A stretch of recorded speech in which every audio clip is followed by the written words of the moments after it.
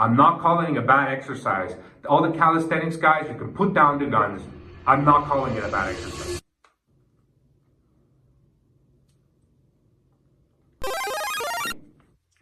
I'm back with another tier list. And I'm back pointing at you. I'm pointing at you.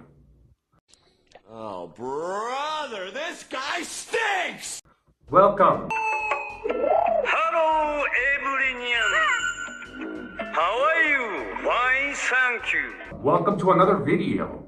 If you don't know me, my name is Robka. I go by the YouTube name Robka Suke. My real name is Robin. I'm here to tell you right now, we don't care. Let me tell you We don't care. And today we're going to be talking about the best chest building exercises. What is that?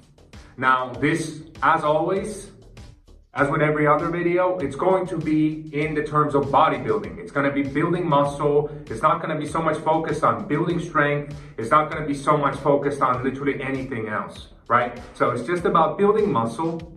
That's our focus. Now, before we get started, as with all these videos, number one, I am not a doctor. No, that's not me. Number two, I'm not a kinesiologist. No, that's not me. Okay? This is all my opinion. It's my opinion that I've formed from about a decade of working out on and off. What I've seen that works, what I've seen that doesn't, what I've listened to other bodybuilders or fitness influencers or whoever say online, put it into practice, and now I compiled this little list of the main exercises that I at least could remember. Ones that you have probably thought about doing, have done, or are doing right now. As I always say, this is professional, it's not licensed. Take with that what you will, okay? Lastly, if you like what you see here, please subscribe to the channel or leave a comment, leave a like, leave me some kind of feedback. Leave a comment just for the algorithm so other people can see it. Maybe they can learn something. So this is advice for people who are maybe just starting off. So if you are Mr. Olympia competitor, you're probably not gonna learn much from this, okay? But if you're in your first year of the gym, second year of the gym, third year of the gym, whatever it is, you're just starting, you're thinking about starting, you had a dream about starting, your grandma told you that you should start going to the gym, this video is for you, okay? So you are probably gonna be thinking about doing some of this, and I'm going to tell you which ones you're wasting your time with and which ones not. So let's get right into it. Number one, the bench press. The bench press is easily the most legendary exercise when it comes to the chest. Everyone's gonna be doing it pretty much. Everyone watches other people bench press. We watch these bench pressing videos, whatever it is. It's the one exercise that everyone either wants to do, does, or has done. The bench press is gonna go into the Gainesville tier. So this time I'm doing it a bit different. I'm gonna say the tier first and then explain why, so you can get right to the action. So why the Gainesville? Why? It's one of those exercises where, number one, most people like doing it, and that's a big bonus, at least for the guys. If you are training and you're training chest, the bench press is the one thing, it's the one thing that gives the best number attachment to your chest power. If someone finds out that you go to the gym, number one question that they ask, what is your bench? Everyone wants that to be higher. It is great time under tension. If you do it correctly, you're utilizing your chest to the fullest. You're hitting the whole chest, not just hitting the bottom. You're not just hitting the middle or the top. You're utilizing the whole chest, okay? And you get a really good range of motion if you do it correctly.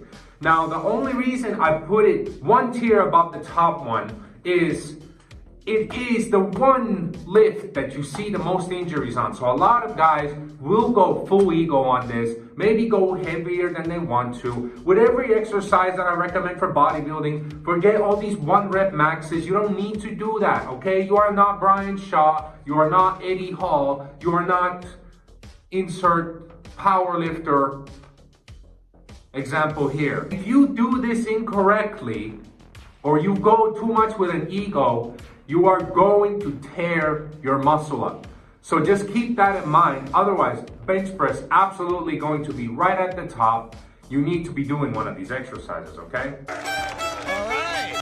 Number 2, we have any sort of machine press that starts from a wider grip. So I'm not talking about if you start from a wide grip and it keeps a wide grip, or it's a narrow grip and you keep a narrow grip, okay? We're exclusively talking about you start from a full stretch and you get the full contraction. This is going to go into the chesticle supreme.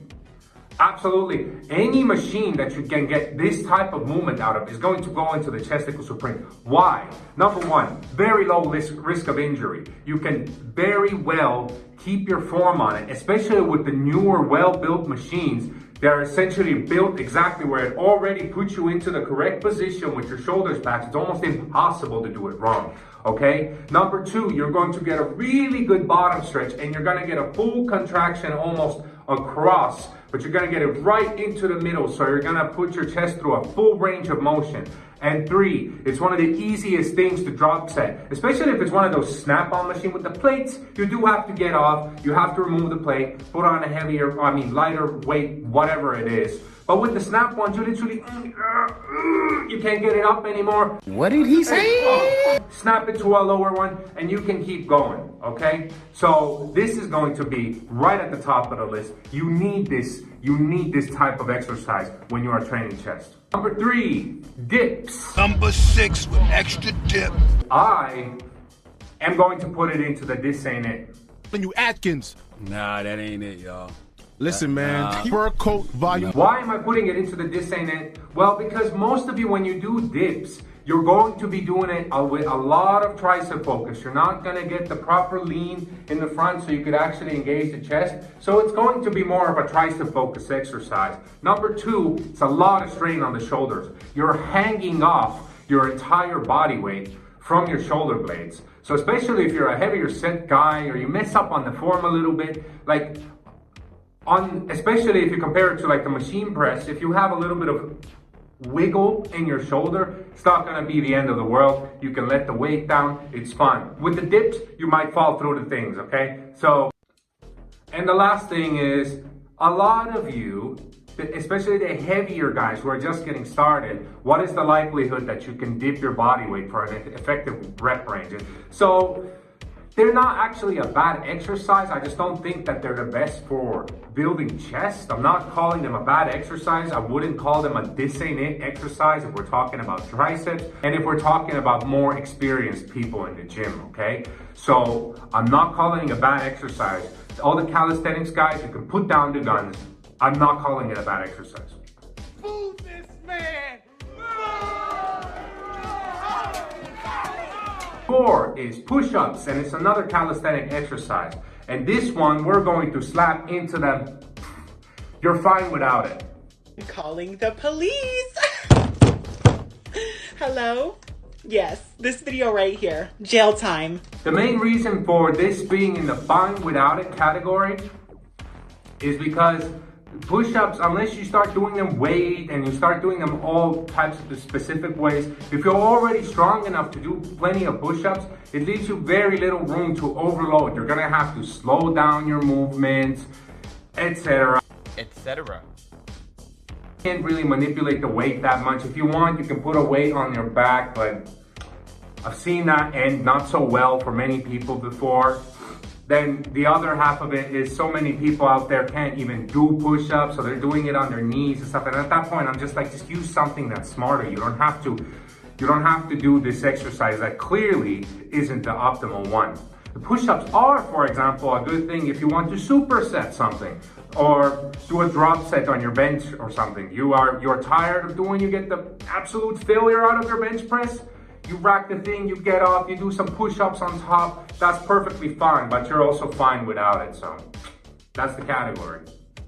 Number 5 is the flat dumbbell press. And because of its similar movement, I'm going to put it into the same tier as the bench press.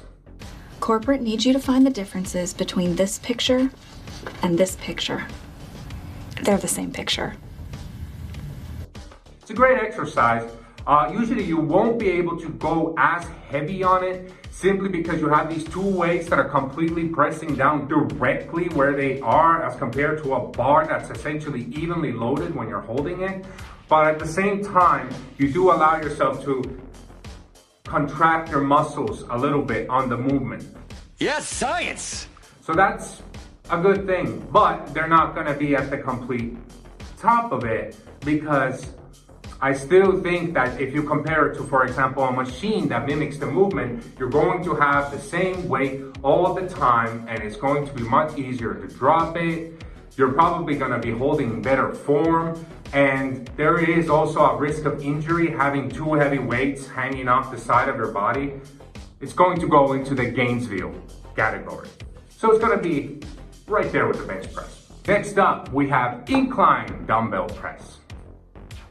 And with incline, I mean at about a 15 to 30% degree angle. Don't go above that, don't go below that, okay? That's gonna be pretty much your sweet range in that area.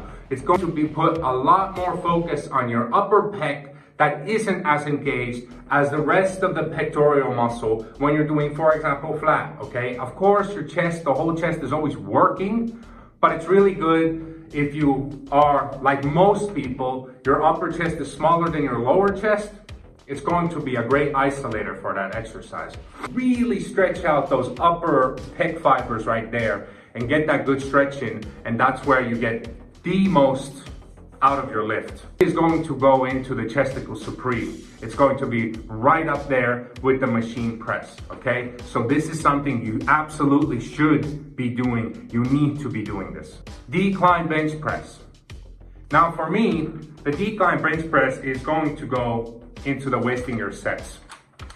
I know a lot of people are gonna think it's very controversial for me to say it, but for me, I think it's just like the ultimate ego lift. So you'll put instead of being flat, you literally start going upside down and you remove even more of the depth from yourself. The bar is gonna hit your chest way earlier, and I know it feels good. Usually you can rep out a bit more or get a little bit more weight than you, for example, can get on the flat bench. There's a reason for it, okay? I had a reason. What was the reason? What was the reason? I just explained the reason. And most of you do not need to grow your lower chest. I have yet to see someone that has a really, really developed upper chest and has no development in their lower chest. So you don't need to isolate your lower chest for almost any reason, especially if you're just starting off. You just don't need it. There's so much better stuff. Eighth, we have the same exercise kind of split into two, and it's going to be the cable flies. So with the cable fly, we're going to talk about the standing version and the seated version.